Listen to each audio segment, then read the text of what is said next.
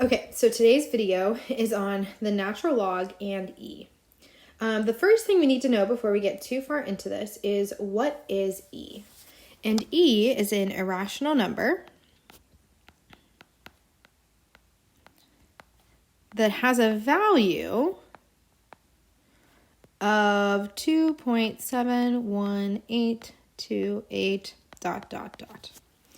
So whenever you see the letter E in a problem, it's not talking about E as a variable, but the letter actually carries this number of 2.77, whatever. So if I typed in my calculator E, and it gives me a number. If I do that with any other letter, it doesn't give me a number. E is the only letter that holds a number value to it. And e often occurs as the base of exponential and log functions that describe real-world scenarios. Because oftentimes things don't go as nicely as something doubles or something triples. But it's somewhere in between, and e is that naturally occurring number. So when we have a base e exponential function, those functions are called a natural base exponential function. So an example of that is if we have f of x equals e to the x. Okay, we're not used to having 2 to the x or 3 to the x, 4 to the x, but e is a natural base, so it's e to the x power. We can also have base e logarithms, and these are called natural logarithms.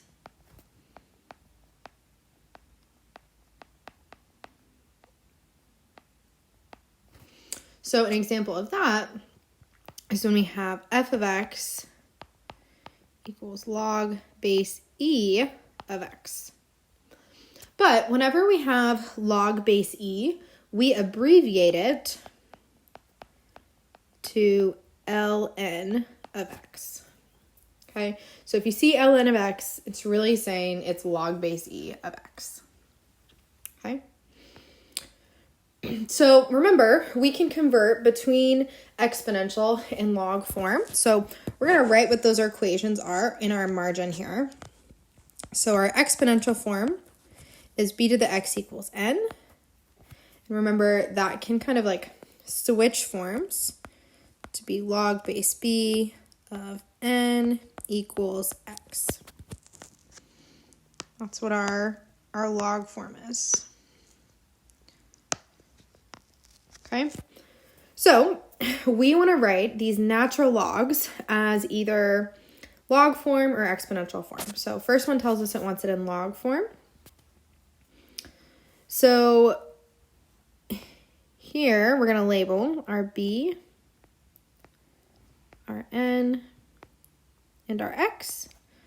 And then we know we have log base e of n, which is 24, equals x.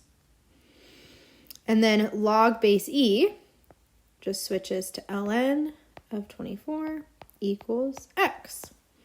Okay, so log base e and ln are the same thing, but whenever we see log base e, it's mathematically correct or grammatically correct for us to switch it to be just ln. We don't need to write the log base e, but it can be helpful in the midst of solving problems. So let's look at the next one. Same thing. We have b, n, and x, and after we label them, we're going to put them in log form. So we have log base e of x equals 9.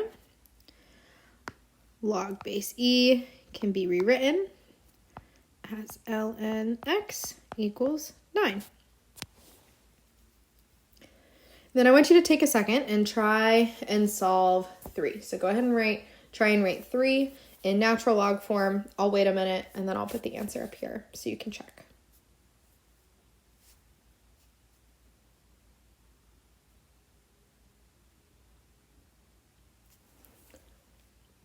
So 3, when it's all said and done, is ln of 72 equals x plus 5. Okay, so that's starting in exponential form and switching things around to write them in log form. Now, we're going to do the same thing, but going backwards. So when we see ln, we know that we can write it as log base e of x equals 58. So that way when we go to label our b, n, and x, we know what all the pieces are. So my base is e, my exponent is 58, and then that's equal to x. We're going to do the same thing on the next one, too. So log base e of 6 equals x. We label our b, the n, and the x. Let me go ahead and rewrite. So we have e to the x power equals 6. Same thing for number 6. I want you to label your b, x, and n. And then in a second, I will put the answer on the screen, but I want you to try it first.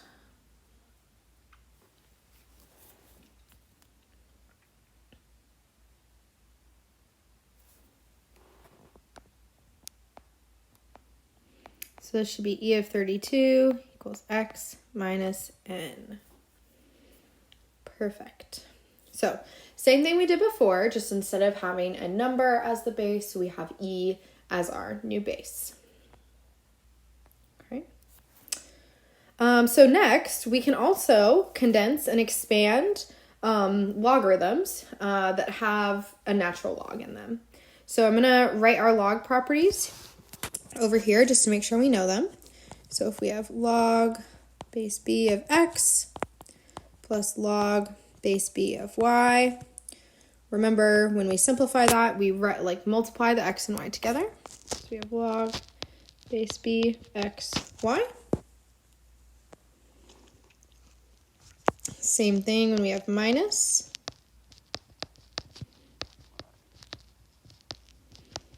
When we want to condense to write as one log, put the x part on the top of the fraction and the y part below the fraction. And then lastly, when we have a number that's in front of the variable, or in front of the log, it moves to be the exponent on the argument. So log base b of x to the n. Remember that these log properties are on your formula sheet, so you can access them there, but just so they're a quick reference for us for what we're doing right here. So we want to condense each expression into a single logarithm. So I know that when I have ln, to write them together, I'm going to be multiplying 3 times 16. If I go over to my calculator, 3 times 16 is 48. So ln of 48. And we leave it just like that once everything's simplified.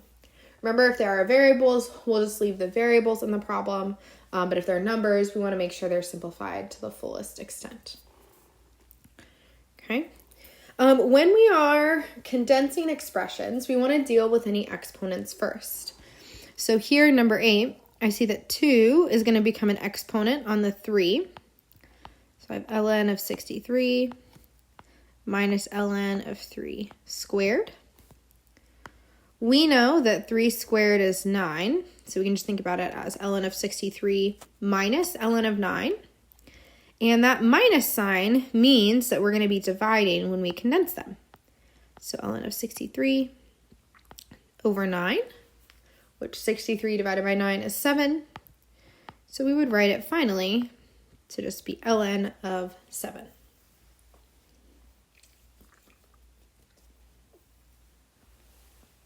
Okay. And then same thing at number 9. I see 2 different exponents here. The 1/3 is going to be an exponent on 64, and 2 is going to be an exponent on x. So we have ln of 64 to the 1/3 power plus ln of x squared. Remember that when we have a fraction exponent, it's like taking the square root or the cube root based on what the denominator is. So the denominator of this fraction is a 3, which means we're going to be taking the cube root of 64, which is 4. So it's really like saying ln of 4 plus ln of x squared. And since there's a plus in between those two natural logs, when I go to combine them, I'm going to multiply. And we always want to write the number in front of the variable. Even if the order was switched and our problem read like ln of x squared times ln of 4, we always want to put the number in front, right? That's something we see all the time in math. It goes number and then variable, number and then variable. Okay, so condensing is just the same as we do with a normal log. We're just now calling it ln instead. We're going to see the same thing with expanding. So remember, expanding is when we start with one log and we're looking to stretch it out as far as possible. So here I have a 5 and an x being multiplied. So if we're going backwards, when I see multiplication, they can be written separately as addition. So we have ln of 5 plus ln of x, and that's it. We have no exponents we can separate, nothing else that needs to be separated. Okay. Before we separate in number 11, I want to get rid of the parentheses. So I still have my ln, but remember that when we have a power raised to a power, it's like we're multiplying the exponents together. So my numerator would be a times 6, and then over b squared, because 1 times 2 is 2. And then now we can work on actually separating them. So I see that I have division here, which means when I separate them, I write it as subtraction. So I have ln of a to the 6 minus ln of b squared. And then I want to get rid of those exponents by writing them in front of the natural log as a number. So I'm going to pull that 6 forward. I have 6 ln of a, and then I pull a 2 forward, and I have minus 2 ln of b. Okay. So same thing here. When I have a cube root like this, I can write it as a fractional exponent. So I have ln m in 2 over 3. Since I started with an exponent of 2 on m, but I know 3 is going to be the denominator. And then n to the 1 over 3, because I started with an exponent of 1, but I know I needed 3 in the denominator. Since I see multiplication between these, I know that they're going to be separated by a plus sign. And I also know that since they both have exponents, those exponents need to come to the front. So we have 2 over 3 ln of m plus 1 over 3 ln of n. So in this one, we kind of combined 2 steps by pulling the exponents forward and separating the logs at the same time, which we can do as long as we make sure we know where the logs go. Okay. Alrighty, so now we're going to get to everybody's favorite part, solving equations, which these problems actually can feel like the most satisfying problems that we do, because we do get down to one answer. And you're going to find that we solve these the exact same way that we solved log and exponential questions that had numbers as a base. So let's look at number 13 first. In number 13, I see that I have one natural log on each side of the equation. They're already set equal to each other. So all we have to do is we drop the logs and we set the arguments equal. And then we're going to solve for our variable. So we're going to start by adding 2x to both sides.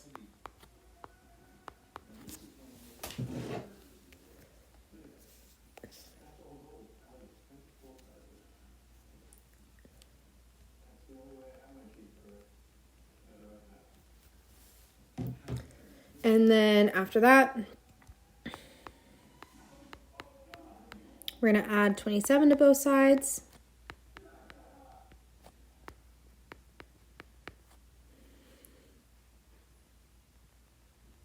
And over here, we get 15 plus 27, which is 42.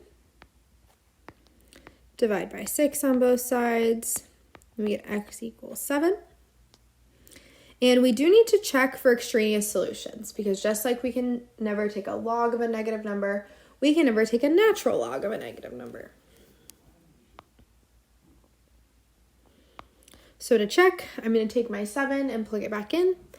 And I need to make sure that these both give me positive things. I don't care about the number, I just care about if it's positive or negative. So 4 times 7 is 28. And then I'm going to minus 27, which does give me a positive. Okay, then I plug in on the other side. And again, negative 2 times 7, that's 14, but 15 is bigger. So I still get a positive number. So x equals 7 is good for me. Okay. So in number 14, I do see a log on both sides of the equation, or a natural log on both sides. But I first need to condense. So I need to bring that 2 to the k as an exponent.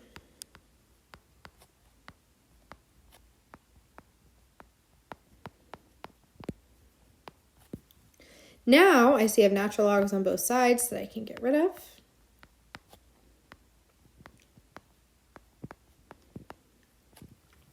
And when we have an x squared, we need to make sure that we're solving these a little bit differently, because we are going to have to factor. So when I take my k squared, I'm going to bring everything else to that side. So minus 2k minus 15 equals 0. And then now I need to create my box to factor.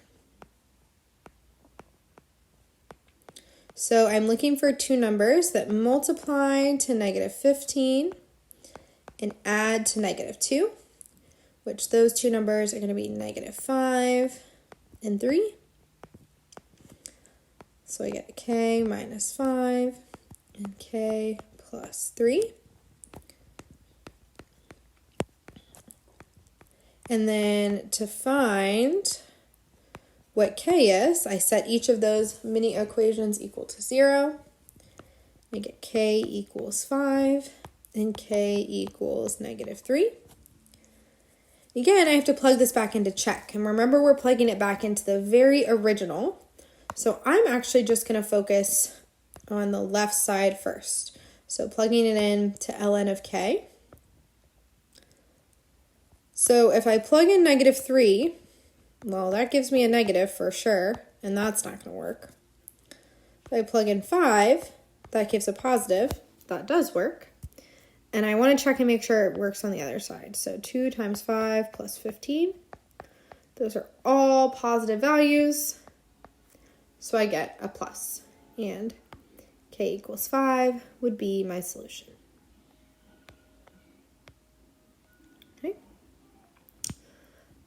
So the last one that we're going to look at with logs on both sides of the equation is number 15. So we're actually not going to do number 16.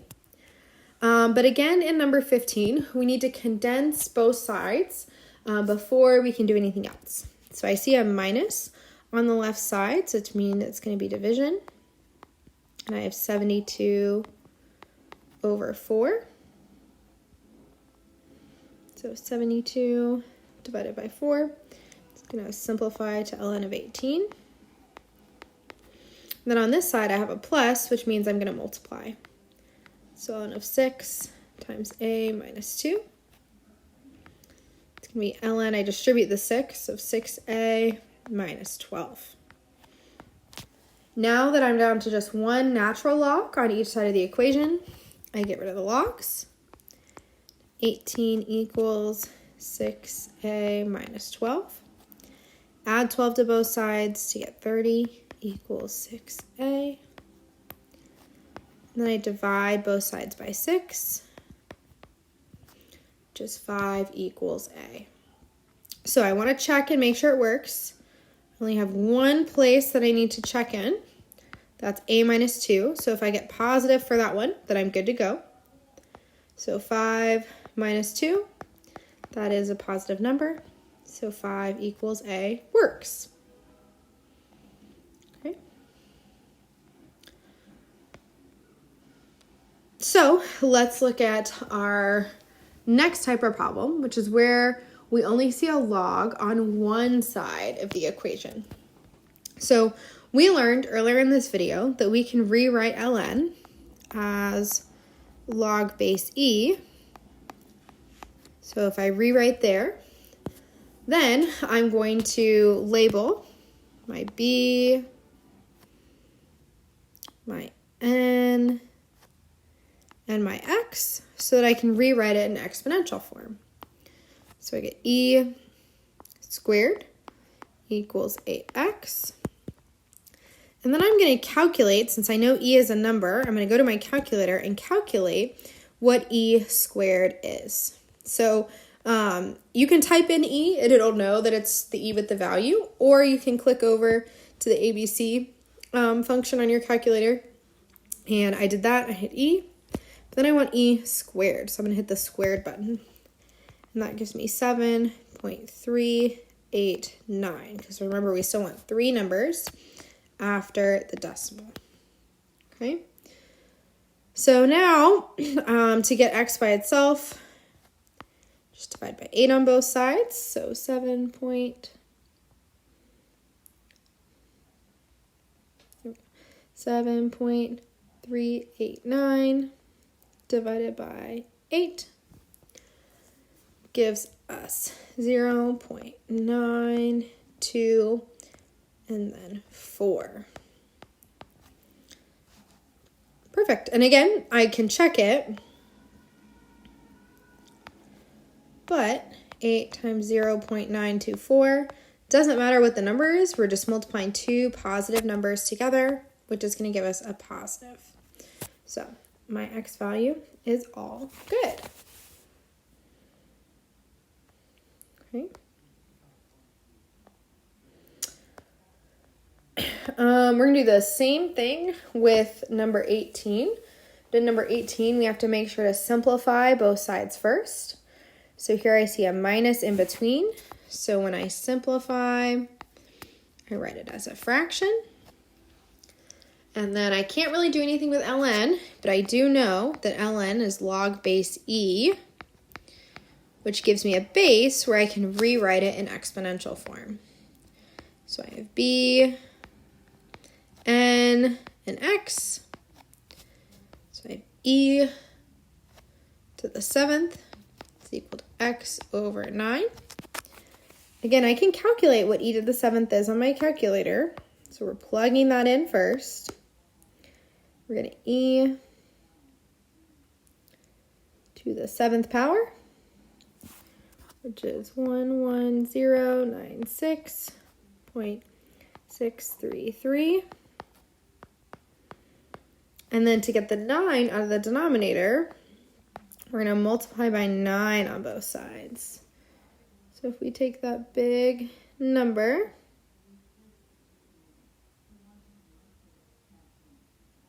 oh, I added an extra 1 there. We don't want that. Let's erase that 1.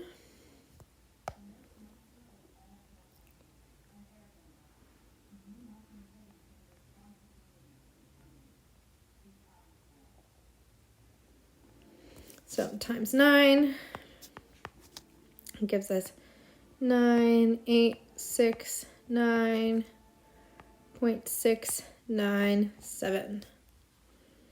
Perfect. There we go. Okay. So we're going to do probably 2 more examples. We'll do 19 and 20 to show what we can do when we just have an exponential function. All of the others had logs in them, but what do we do when it's just an exponential? It's actually a little bit easier than when we have a log function because it's already in the form we want, right? We already know what the base is, and we can go ahead and just rewrite it in log form. So here I'm going to label my b, x, and n. So here I have e to the 57th. Oops, sorry. It's already in that form. I'm going backwards. So let's erase. We're going into log form. So I have log base e of 57 equals x. And the nice thing is, since we know that we have that log base e is ln, we have ln of 57 equals x. And then on our calculator, if we go to functions, there's actually a button right here that says ln. So I can just type in ln of 57, close my parentheses, and that gives me 4.043, which is perfect. That's exactly what I need. And for this one, I don't have to check for extraneous solutions because I wasn't plugging anything into a log, where I might end up trying to take the log of a negative number, which we know is impossible. Okay. So let's do 20. In 20, we know that we have to get our exponential part, or this e to the y plus 3, by themselves before we do anything else. So to get that by itself, I'm going to add 6 to both sides.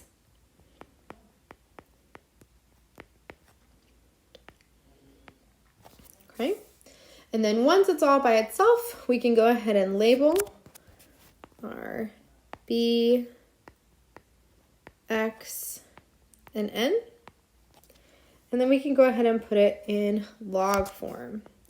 So we have log base e of 30 equals y plus 3. We know that log base e is just ln. So ln of 30 equals y plus 6. I can type this ln of 30 part into my calculator. So I'm just going to backspace, put in 30.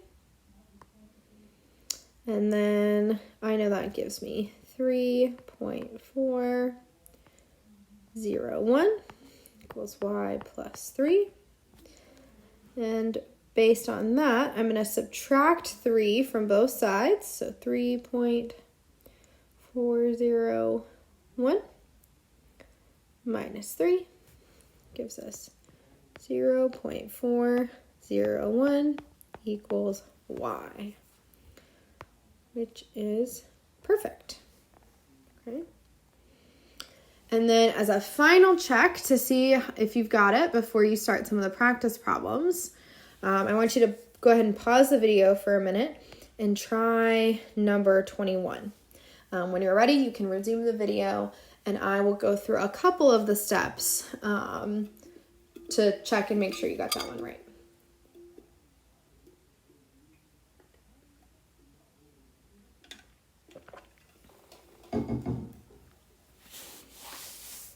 So in 21, first we have to get the exponential part by itself, which is the e to the 4n. So we divide both sides by 5. And we get e to the 4n equals 19. Then we rewrite each side. Start by writing it in log, but when we switch it to ln, it's ln of 19 equals 4n. We can solve ln of 19, which is 2.944 equals n. And then divide by 4 on both sides, and we get 0.736 equals n. Okay, so if you got that one even with a couple of extra steps, then you are good to go. So that is a quick introduction to natural logs and e. Make sure to complete the practice problems that are included in this formative. If it asks you to show your work, make sure to show your work. And make sure to submit at the end. That's how I know that you're done. This is due at the start of next